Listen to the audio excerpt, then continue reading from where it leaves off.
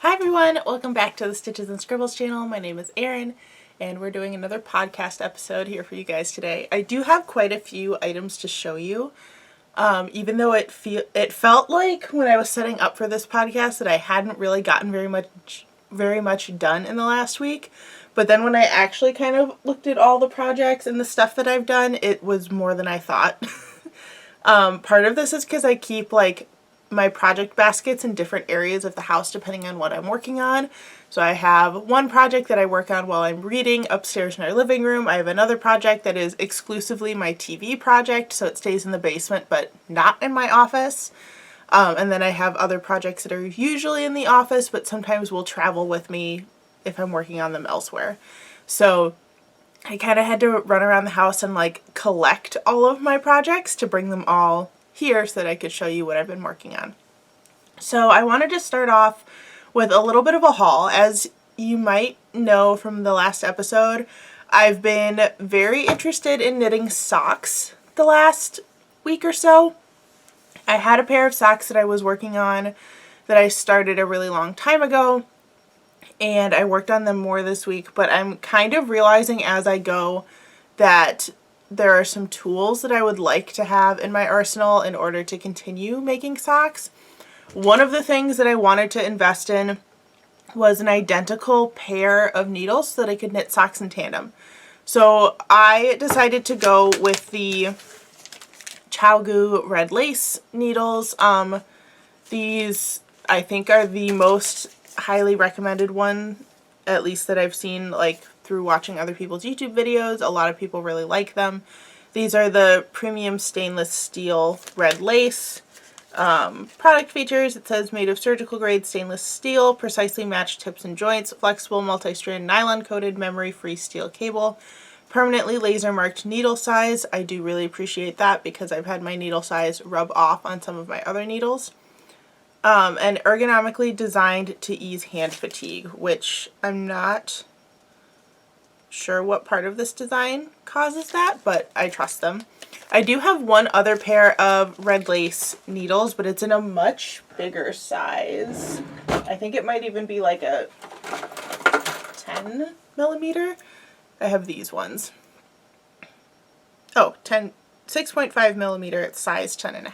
So those are the other red lace needles that I have.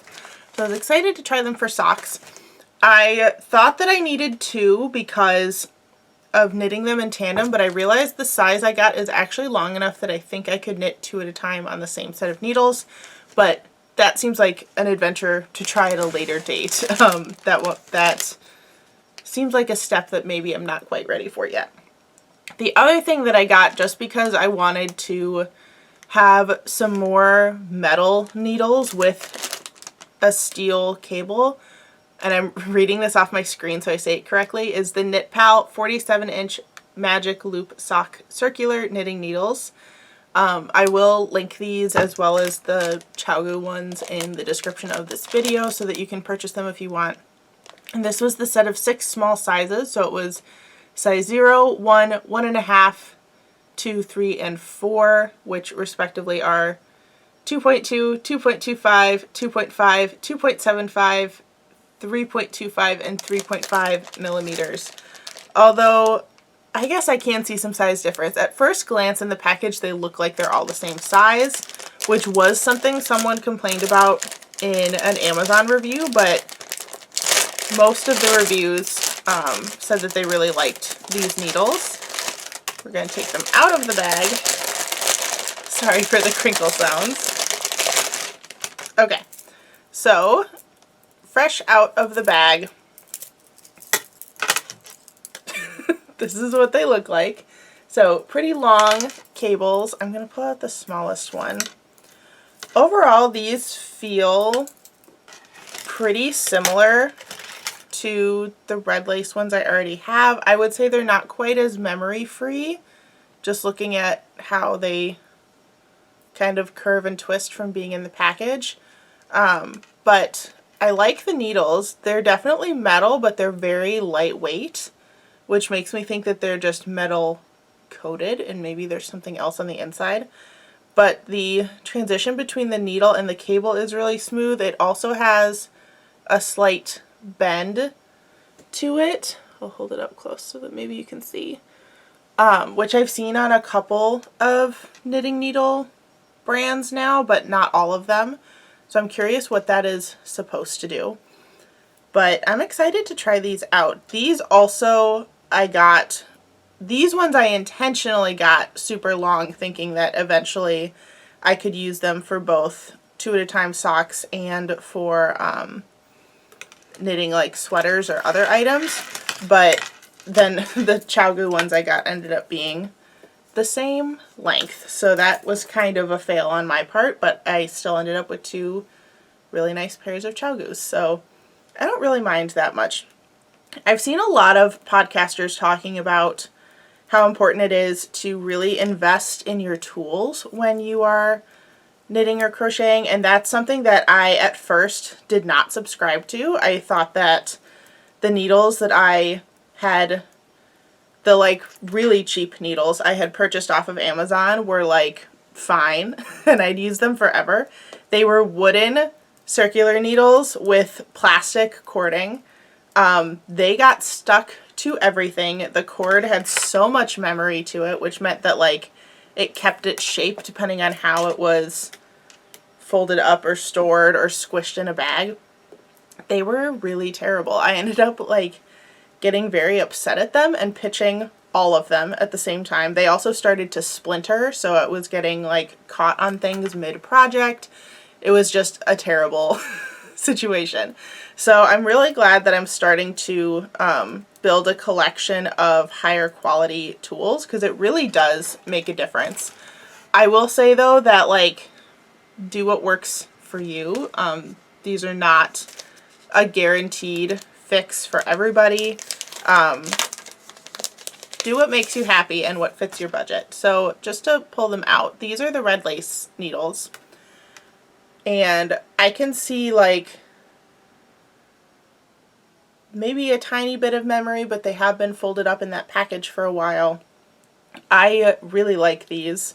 I got them, I think, when I was working on my sweater that I did earlier this year. I think it was called the Something Cozy sweater. Really like the cords on these, really like the seamless join. These do not have the little bend in them like the other knitting needles do. I'm kind of curious why, like what the benefit of that is and why some brands seem to have it and some don't. The needles I got last week when I got, okay, so if you watched last week, I don't know if I like actually addressed this. I got 2 pairs of size 1 needles just from Hobby Lobby, knowing that they were going to be cheap ones and whatever. The ones I got were only 9 inches, so those will not work for Magic Loop, which is the method that I'm currently using to make socks and pretty much everything else that requires circular needles. So I still have them. I'll probably use them for scarves or hats, something where the circumference is a little bit bigger so that I can just load all of the stitches onto the needle and knit in the round without using Magic Loop. But I did see a couple tutorials online of how to knit socks on 9-inch circulars, so maybe there's hope for those yet, but this is what the knitting needle haul looks like once I have it all wound up. I do store my needles like this just because I found it's the easiest way for them not to get tangled, and since these are pretty low memory wire, it doesn't really bother me to have them circled up like this. I'll actually go ahead and just show you how I do that in case you are curious. So I start with a needle in my left hand, wrap the wire around my hand a couple times. I usually stick my finger out just to make sure my circles aren't too small. I end up with one that's, what is that, like 2 inches in diameter. And I usually pull out the last loop of that circle and then take my right needle and loop it through the loop a couple times to keep that loop in place. And sometimes this ends with the right needle hanging down a little bit farther than the left, but that's okay. So that's how I store my needles, in case you were desperately curious for how I do that. Let's dive into some other projects. So first of all, speaking of socks, I finished my pair of socks from last week. Obviously, I still need to weave in the ends and do some minor repairs. These were from a tutorial series on the Nitty Natty channel that I followed. It was the toe up socks with afterthought heel. Really good tutorial series. Definitely a great first pair of socks. I say that like I have a ton of sock knitting experience, and I don't. This is literally my second pair. But the directions are really, really clear. And I think the afterthought heel is very approachable for someone who's not used to knitting socks, because it just requires decreases. There's no like additional fancy stitches you need to use other than like picking up the stitches and taking out the waste yarn. But Natalie from Nitty Natty does an excellent job explaining all of that. So if you're looking to try socks for the first time, highly recommend that tutorial series to do that. I should also link that in the description. Hopefully I don't forget. If I do, feel free to bug me in the comments. Just to like kind of give you a close-up. So I did, let's start with the toe since that's where I started. This is what the toe looks like. So you work decreases on either, not decreases, increases on either edge to kind of make the toe bigger as you meet the foot. And then the foot is just a tube. You put in your waste yarn where you want the heel to go, and then continue that tube until the top, where you do some ribbing for the cuff. I did 1x1 ribbing on these, but I did kind of do a little trick that I've been using recently for if you have a color change between stockinette stitch and a rib stitch. I actually did one row of my cuff color in stockinette before starting the rib, so then you don't get those contrast purl bumps between the rows. So that's just something that I like to do. Again, follow the pattern that you're working on, but I do that so that you don't get the first row of rib kind of alternating colors because of the purl bumps. Then I took out the waste yarn and knitted the afterthought heel, which is actually constructed really similarly to the toe. It's just decreases instead of increases. So you work the toe, or not the toe, you work the heel almost like you'd work the top of a hat if you were starting at the like ribbing of a hat and moving up towards the crown. So definitely very easy. The one thing I don't like about this sock design, and this is something inherent to the sock design, it's not like a mistake that Natalie made in her tutorial or anything, but afterthought heels do leave a gap in the corners, which you can easily fix just by sewing in the tails that you have to weave in to kind of pull those together. You can also just kind of play with the stitches and even them out a little bit. But this is why I was interested in trying a different style of sock for my next pair of socks, which I did go ahead and start. I have definitely been like very on the sock knitting train as of right now. So I went ahead and started another pair of socks, and I was feeling quite adventurous with these socks for some reason. So I changed it up entirely. Instead of toe up, I went for cuff down, and I did a heel flap and gusset, and I am currently working on the foot. These are the needles I'm using for this are the only pair of sock needles I had before this ridiculousness. These are Prim size 1 knitting needles. I don't remember any other specs about them, but they're Prim needles. I also decided that I needed to put some color work in there, because why not? So I used a mosaic knitting technique, which means that I was only carrying one color of yarn at a time. So you can see my floats in the back are only pink, just because the blue was kind of a solid background, so I didn't need to do floats with the blue. But it created this cute little polka dot cuff. And these were the socks I started thinking that I was going to see the Barbie movie with some of my friends. That did not happen. I have not seen it yet. But I was very much Barbie inspired when I started these. So this is a tutorial series from a different creator, and she actually has a free written pattern that goes with the tutorial series. This is I forget the name of the sock pattern, but the tutorial series is by Summerlee Designs. She has the free pattern for the socks as well as a really detailed tutorial series.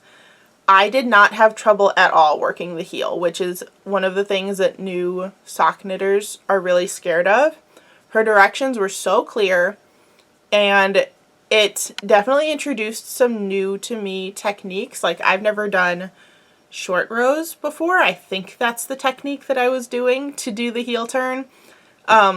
She also introduced a texture to the heel. This is actually a knit one, slip one pattern. It's not actually ribbing. So that was really easy to do. And I just got through the part where you do the decreases for the gusset of the heel. I think that's the correct part of the sock that I'm talking about. So all I have left to do is continue knitting the foot and then the toe, which the toe will be just a series of decreases in the round. So I'm really excited for these to be done because I think I really like that there's no gap between the heel and the body of the sock. I also really like that the heel has some extra durability with that pattern that's knit in.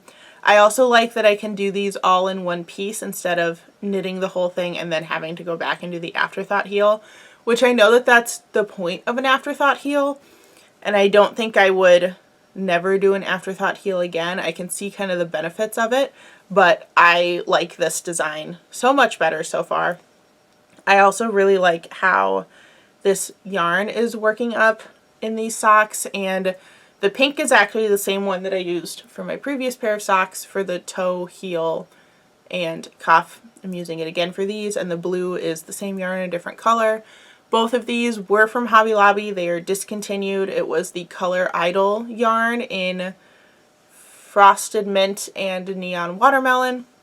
I have a couple of other colors of it back here. I have more of the Frosted Mint. I think I have 2 of those. And then I have a coral and an orange up there as well. So you'll probably see these as my sock yarns for a while I use them up, but they unfortunately are no longer available for purchase. So sorry about that. If you're looking for a neon sock yarn, Hobie has their, I think it's called the Disco Sock yarn that comes in a bunch of neon colors. So I would suggest that if you're looking for something similar. I've never used it. I'm just judging that based off the colors, but I have loved every Hobie yarn that has ever come into my stash, so I would imagine it's still very good. What else have I been working on? This is my reading and knitting project, which you will actually get a quiet knit with me video this week that features this project. So it is a simple garter stitch shawl. I think I've talked about it on the podcast before, but I'm not sure, so I'll talk about it again. I'm just doing simple knit, what is that increase called? Knit front and back increases on one edge of the shawl and no increases on the other side. My goal is to kind of get to a center point in the yarn and then start decreasing so that I'll have stripes going this way on the shawl instead of like diagonally like I normally do. This yarn, I have not seen it in craft stores in a while, which makes me think that it is maybe discontinued, but this is the Red Heart It's a Wrap Rainbow in the color Whisper. It is a fine 2-weight, and I think it's 55% acrylic, 45% cotton. So that is the yarn cake I'm using. Very similar ones on Hobie if you are looking for something similar. But this is what I've got so far. I've made it through 2 of the color sections. One is mostly purple with 1 strand of green, and then I have the 50% purple, 50% green stripe that I'm working on right now. So that has been my knit and read project because the stitches are simple enough that I don't have to look at it while I'm working the row. I usually have to look at the beginning or end of a row just to line up the first stitch correctly, and then when I'm working that increase on the one side, I usually have to stop to look at that. But otherwise, I can knit garter stitch without looking at it, which is very convenient for someone who likes to read as much as I do. That project will probably be pretty slow going because I only work on it when I read, and I don't always read off of my tablet, which is the only way that I can knit and read at the same time. I can't do it with a physical book because I have no way to like hold it open, and turning the pages has more motion to it than doing it on a tablet or screen. So that's the situation with that project. That might also eventually turn into being my like subbing project, because usually when I am substitute teaching, I do take a project with me for prep periods. And during prep periods, I usually prefer to read instead of doing something else if I can. Sometimes I've had to take like my other work with me to work on. But I would prefer to not like be watching videos or listening to things while I'm subbing, just so that I can kind of hear what's going on around me. And this is of course when kids are not in the room, just to clarify that before anyone freaks out. I do not sit and work on my knitting project while I'm teaching the class. That is not the vibe. I'm talking about when like the kids have gone to a specials class and they're not in the room, or they're at recess, or whatever the situation may be.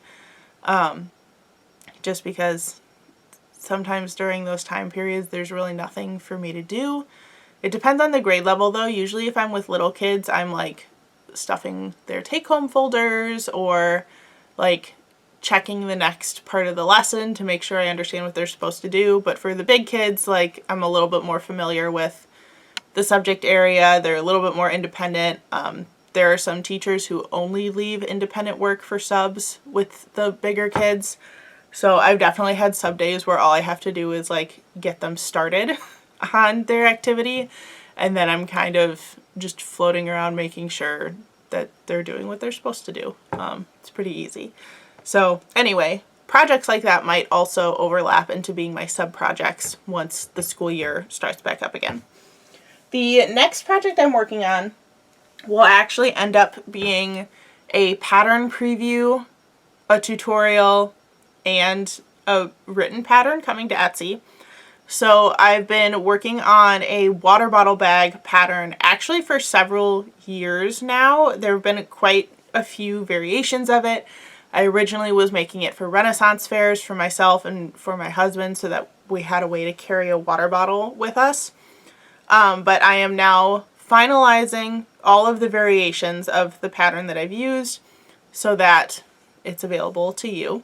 So my plan for right now is to make the samples and do one of them as a video tutorial, and that'll be the pattern preview and tutorial part of this, but the other three will only be available in the written pattern form. So I know that people prefer the free video tutorials, but I also I make more money off of the written patterns, although now it's probably about tied with making money off of YouTube. So this format might have to be something that I do more in the future.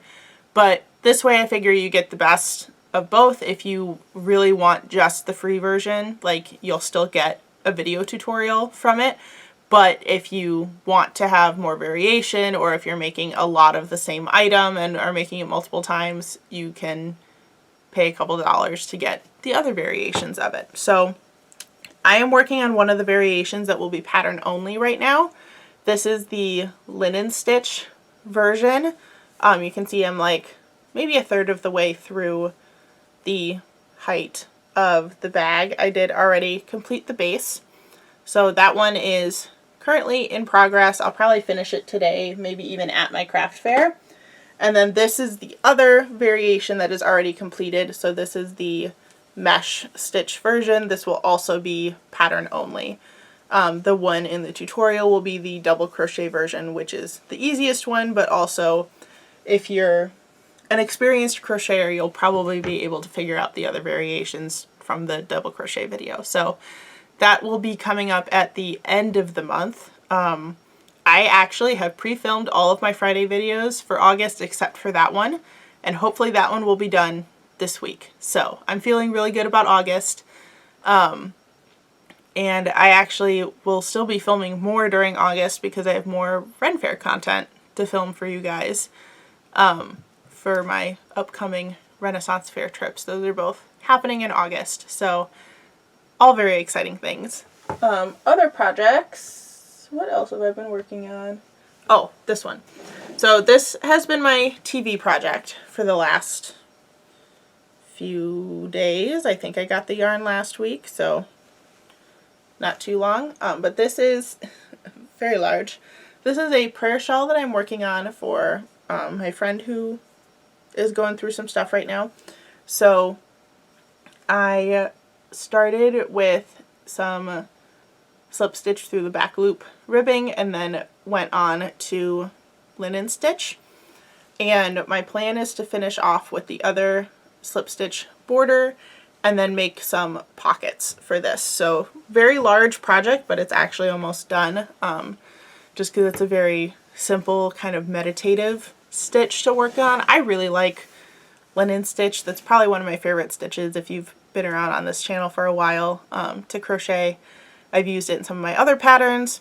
This one I'm considering writing up as a formal pattern, especially because I'm still part of the prayer shawl committee at my church, so I'll have plenty of opportunity to practice making that design just by making more prayer shawls. And that bucket that project is in is my prayer shawl container, and that's the one that sits by the couch while we're watching TV, so that I always have a pretty easy project to work on. I do have like more yarn in that bin that was given to me by the prayer shawl committee to make prayer shawls out of. So that's also my way of kind of keeping it separate. This one is just an exception because I'm making it for my friend. So I bought the yarn myself instead of taking the yarn that the committee provided. Yeah, that was a lot of stuff to show you. More than I thought I was going to get in today. Usually my goal is to make these podcasts about a half an hour. So I definitely I'm right at that point right now, which is really nice. I thought it was going to be another 10-minute one. Don't really know why. I clearly had plenty to talk about and plenty to show you. Upcoming things to talk about. You're getting a Quiet Craft with Me video this week. I decided to experiment with that a little bit and do rain sounds instead of music, just because I happened to be filming on a rainy day, which was really fun for the video. However, later the same week, it rained so hard that the roof of the room that I filmed that video in actually started leaking. So I'm glad I got it in when I did, but it would have been really bad if the ceiling had started leaking while I filmed that. So I might need to reevaluate whether I can film in that room on a rainy day anymore. It was very nice for the one video that we got out of it. And then the following 2 weeks, there are 2 more Renaissance Fair videos coming out for you. I have a Get Ready With Me for the Renaissance Fair coming not this Friday, but next Friday, which is a new style of video for me.